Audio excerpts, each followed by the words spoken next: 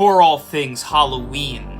This is Hauntformer, and welcome back to Haunt-Informer, the show where I talk about all things Halloween, horror, and...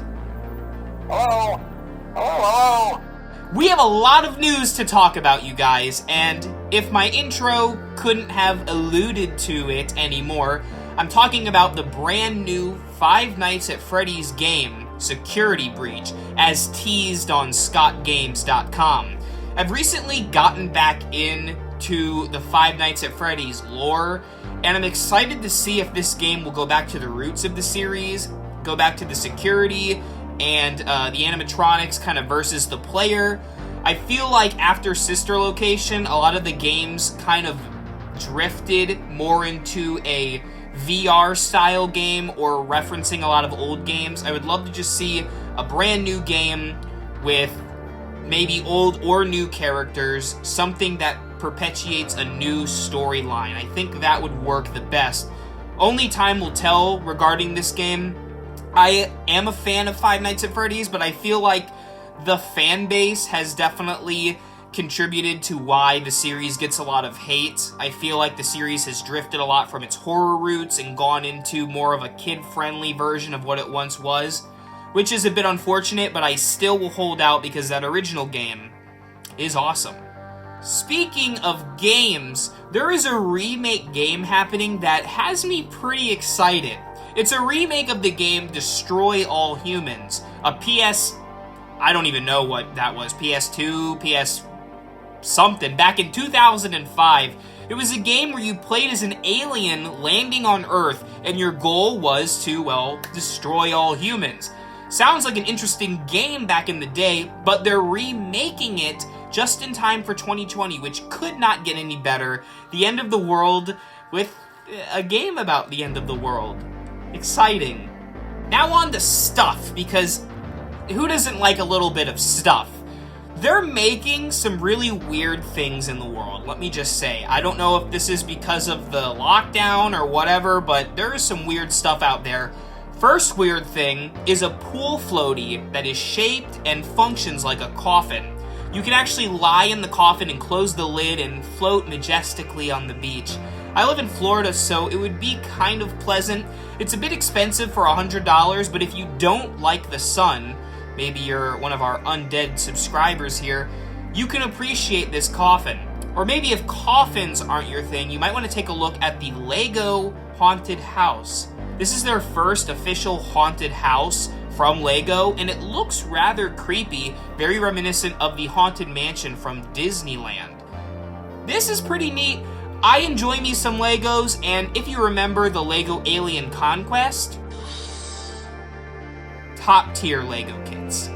You know what time it is. TV and movie announcements. Kind of the juice, if you will, of the episodes here.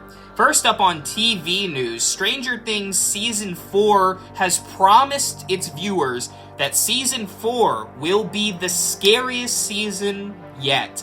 So horror fans, we can unite knowing that this sci-fi horror series is about to get a lot more horrific. I am ashamed to say this, I have not seen Stranger Things, and I know, I'm gonna watch it, just, you don't have to hate me. I will be watching Stranger Things soon, but it's exciting to know that when I get to Season 4, when it inevitably comes out, probably, Corona's gonna have something to do with that, but whenever it does come out, it's going to be nice to see a scary, scary show. This announcement makes me partially scared and also really excited. They're making a TV show about Clarice from The Silence of the Lambs. Yes, Jodie Foster's character from The Silence of the Lambs, one of my favorite horror films and one of the most critically praised scary movies of all time. The Silence of the Lambs is a fantastic film, and now they're making a TV show about Detective Clarice solving cases, and I guess will be similar in tone to the film. It's gonna be airing on CBS, probably CBS All Access, and it's going to be, I guess, produced by Alex Kurtzman, who has a weird resume, including the Mummy from 2017 with Tom Cruise.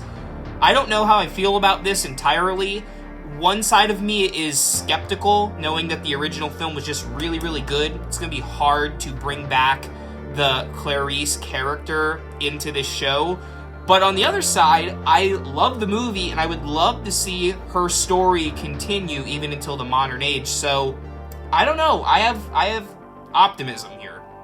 Issa Lopez, I guess director and writer of Tigers Are Not Afraid, which is a recent horror film that I've heard good things about, and Guillermo del Toro, I've talked about him before, producing so many great films, directing Hellboy, and a lot of other scary movies. They're coming together to make an unexpected combo. A werewolf western. That is interesting to me. I really don't know what to say. I like a good western, and I love werewolf films, especially out of the vein of An American Werewolf in London. So a werewolf western movie sounds kind of cool. There's not many details about this project, but the fact that Del Toro is on board means that we're going to at least get some really cool werewolf special effects, and I am excited for that. Plus, to have gunslingers versus werewolves, I can't say would not be spectacular to see on the big screen. The Purge was kind of a big deal, but I feel like its popularity is dwindling, unfortunately.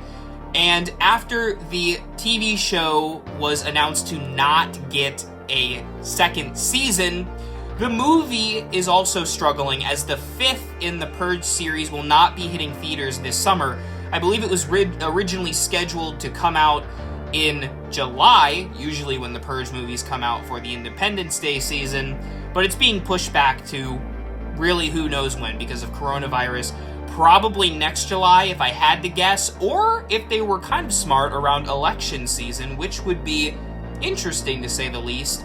I've had a weird relationship with the Purge movies. I like the concept a lot, and I'll go see them. But to me, the first two were really solid, and the second two were... So we'll see. We'll see. I have high hopes, like the Clarice show, for The Purge 5, and I hope at least it will get released to theaters. And finally, perhaps the biggest news from this episode at least, drumroll please, is the fact that there are talks about remaking or rebooting or something, bringing back Freddy vs. Jason. This is controversial because on one hand, a lot of fans don't want to see that movie get remade, and on the other hand, people really want to see Freddy vs. Jason back in theaters. I understand the dilemma because companies are noticing that movies like Halloween 2018 were highly successful, and they want to reboot their classic iconic horror characters. On the other hand, people don't want to see them get dragged through the mud and ruined in a schlocky film. I'm in the middle here. I want to see another Freddy vs. Jason movie, but I feel like a remake isn't really that great of an idea just because the original isn't even that highly esteemed. For what it did in terms of bringing those titans of horror together was fantastic, but as a movie, it wasn't anything to brag about necessarily. It was a fun movie, especially when the characters were fighting, So I hope that they can bring Freddy and Jason back together for a final duel. Yes, hauntformer himself has an idea, so studios, New Line, whoever, you can write this down. You can use this if you want. An idea for bringing back Freddy vs. Jason. At the end of the first Freddy vs. Jason, the only one, Jason comes out of the water majestically, holding Freddy's head that winks at him.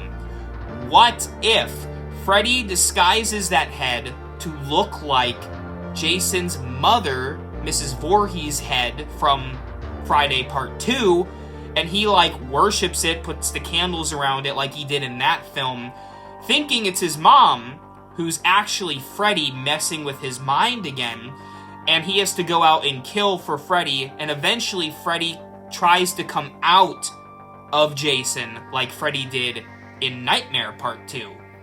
it's a convoluted idea, but then again, bringing Freddy and Jason together is convoluted anyways.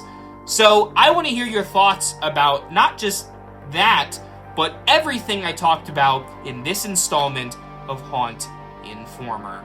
Thank you for watching, everybody. I appreciate you clicking and enjoying the videos, especially during troubling times like these. And if you are someone who is needed right now for your job, whether you're working at a hospital, grocery store, I just want to say I appreciate you, and I'm sure a lot of people do too.